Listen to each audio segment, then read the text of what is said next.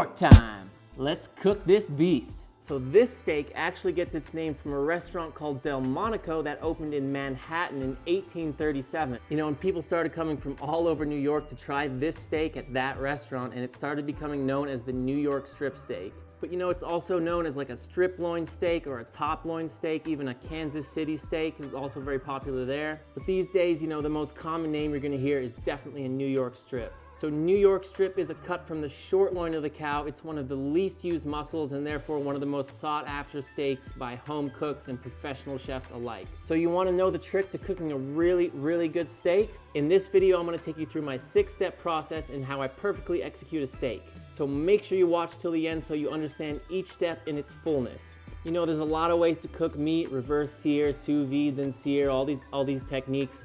And they are good, I do like them, but if you're just starting out and you're learning how to cook meat, just do it in this way, trust me, it is the most classic way you could ever cook a piece of meat. So the first step is very simple, and maybe one of the most important steps is to find a good steak. So when I chose this New York strip from the butcher, they had them all lined up on paper, right, like these stacks, and I actually asked the guy, hey, I want to look at every single steak you have. So he separated the stacks for me, and then I went through the steaks and I just chose the one that had a nice fat cap, had nice meat marbled into it. You know, I chose the best one I could find on that day. So I would encourage you to either ask your butcher or find the steak yourself that has the most fat marbled into the meat.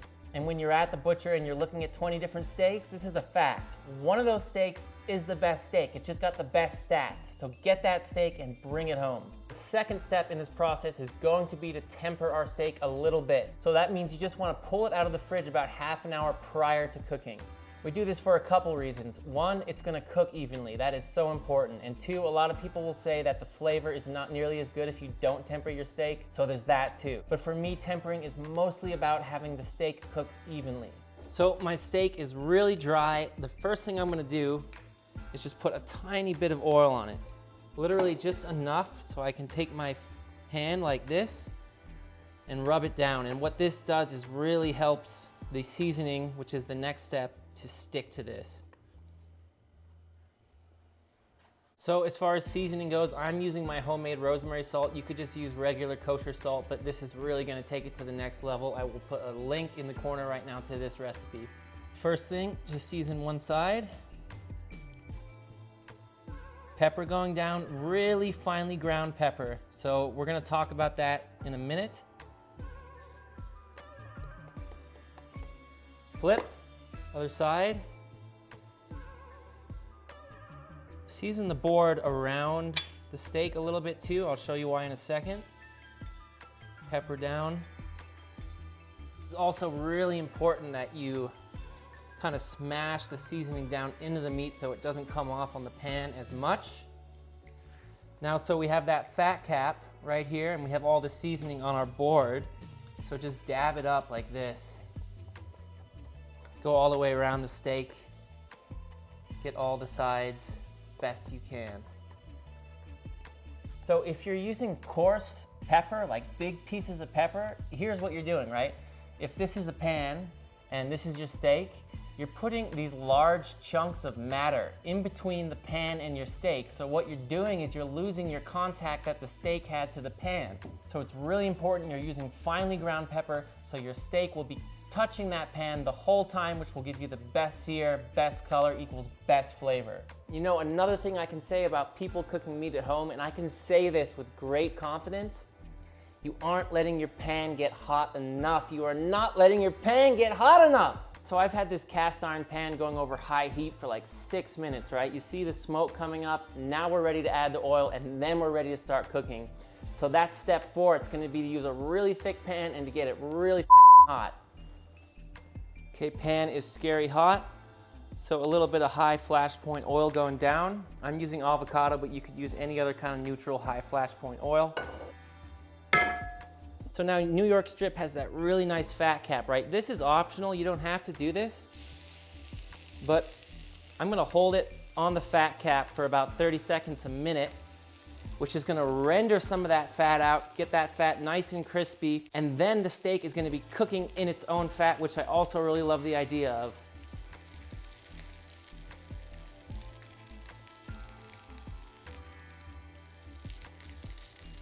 Okay, we got some nice color there. Let's go ahead and drop it down.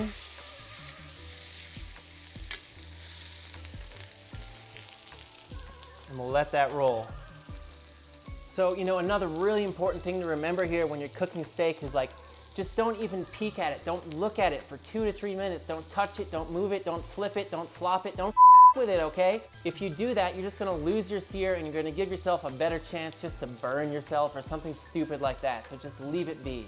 So right, the steak's been going for 2 minutes on this side. Before we flip it, we're gonna add the garlic and the thyme. Why? I'll tell you. So fat carries flavor, right? We have all this fat in there. We're gonna drop in the garlic. It's gonna start releasing all of its flavor into the oil. Same with the thyme. Watch out for that, right? And then, and only then, are we gonna flip the steak and start adding the butter and basting it, which is the next step. Another thing, I just turned the heat all the way down now. Flip your steak. Look, that's what we're looking for, man. That's the steak. Add your butter and just start basting, right? Now the heat's all the way down. I hope you can hear me over this searing sound. A lot of mistakes I see people make, a lot of videos on YouTube, is that they add the butter way too early and they have the heat way too high. And what ends up happening is the butter is burned before the steak ever gets a chance to cook, like with the proper sear and all.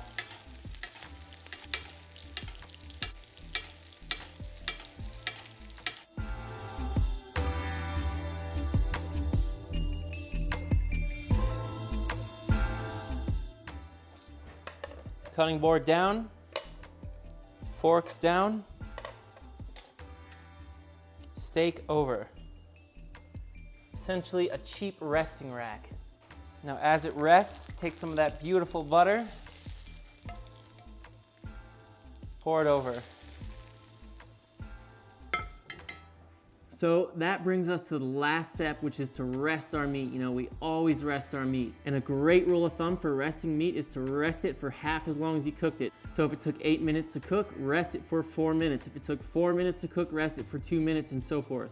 So as it's resting, like all those muscle fibers are starting to relax like this, and the heat from the outside is transferring to the inside. So like, you know, if you're cooking this at home, I would pull it at like 130 degrees. It'll carry up to a nice, beautiful medium rare from there. All right, so let's cut into this thing. Got a nice slicer here. Let's check it out. Oh, beauty, beauty, beauty. So let's just make some more slices here.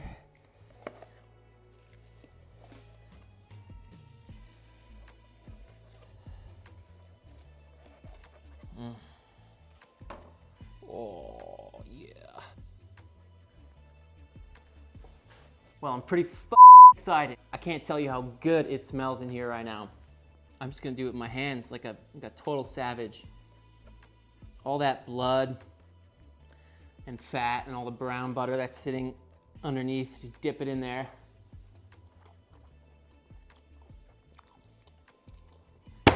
God damn it!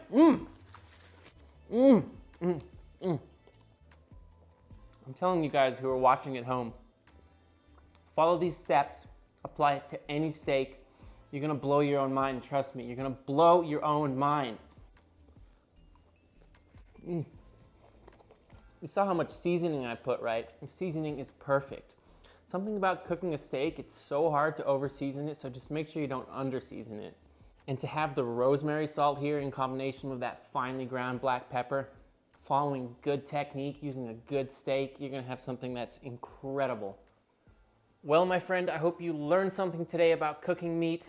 I hope you're ready to take these techniques, get a New York strip, and absolutely blow away yourself, your friends, and your family alike. Well, that is it for today's video, my friend. I hope you enjoyed the content, and if you did, do not forget to leave it a like, and don't forget to subscribe, and I'll see you next time.